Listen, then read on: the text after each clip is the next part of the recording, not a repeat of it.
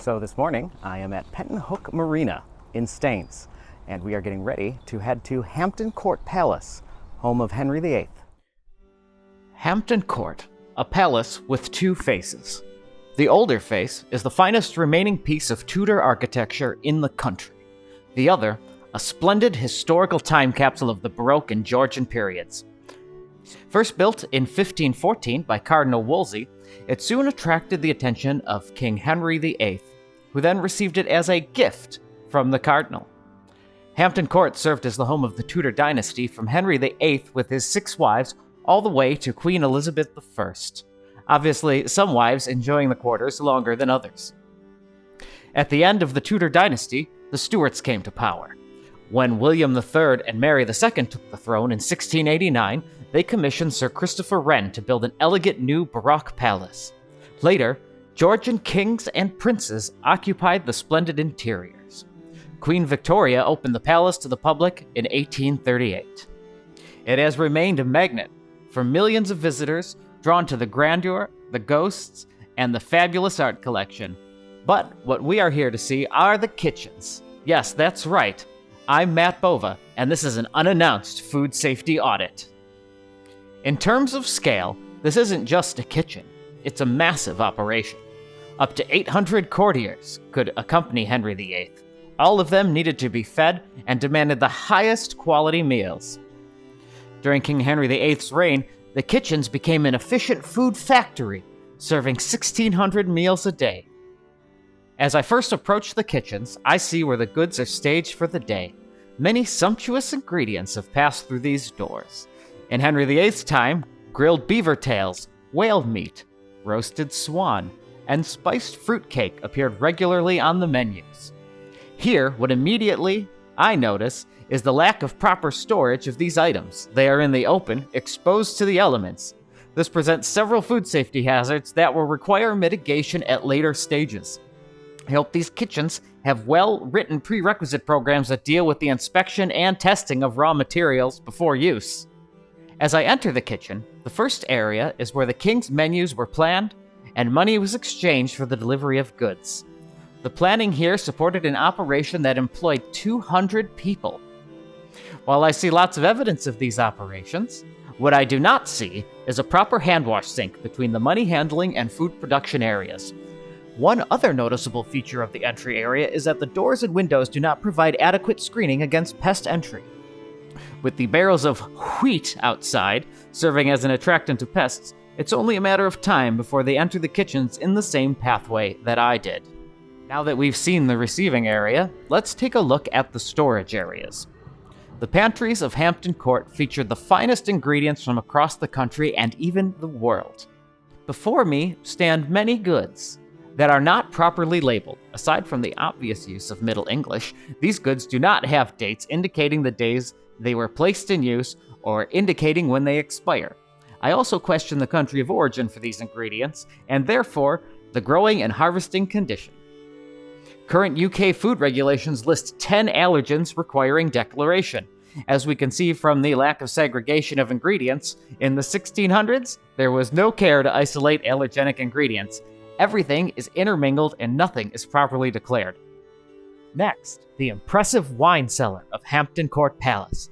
There were many alcoholic beverages consumed by palace goers, an estimated 600,000 gallons of ale and 75,000 gallons of wine every year.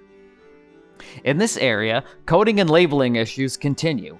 While the room is labeled wine cellar, that is not good enough. These bulk containers should have labeling indicating at least production identity and traceable lot coding information. The tilt yard was originally what its name suggests, a tournament area laid out by Henry VIII with 5 towers to watch the jousting.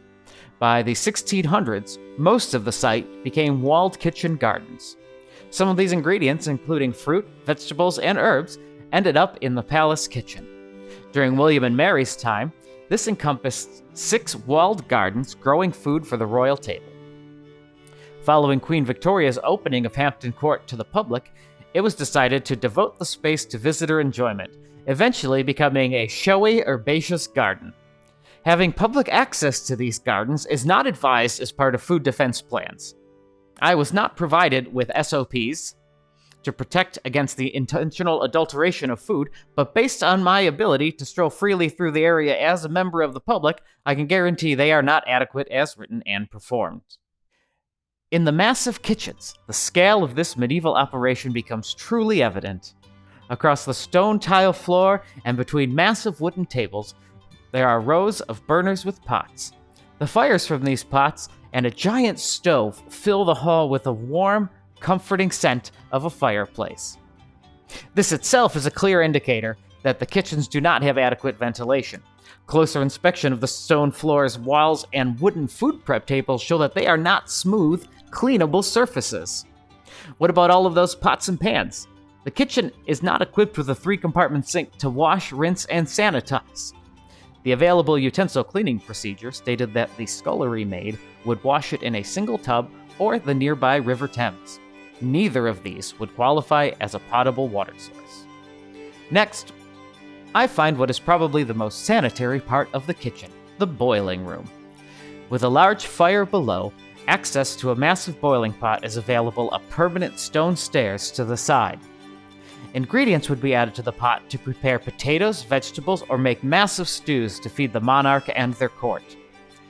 As we know, water boils at 212 degrees Fahrenheit, well above the 165 degrees Fahrenheit needed to kill microorganisms. However, these temperatures were not properly monitored, so this potential kill step could not be counted as a critical control point in their HACCP plan.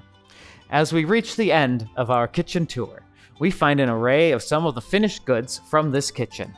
The items you see before you were regular items on the tables of the kings and queens of Hampton Court. The real standout on this table, however, are the meat pies. Made from either game hunted on the grounds of the court, or fish from the nearby rivers and ponds on the grounds, they are a potentially hazardous food subject to controls to reduce the risk of pathogen growth. Those necessary time and temperature controls are absent. Additionally, the ready-to-eat or RTE product in this area is not sufficiently protected from physical production contamination while in storage. With fires and ash in a kitchen and public tours, that hazard is likely. Another important note is that there was no barrier separating the raw and ready-to-eat products in this facility. Perhaps now we understand why, even when it's a palace, you can't eat at everybody's house. You can't eat at everybody's house. Oh, you can't eat at everybody's house. You can't eat. Nope. You can't eat. You can't eat at everybody's house. Especially not that one. Absolutely not. No, ma'am. No. Nope. Wow.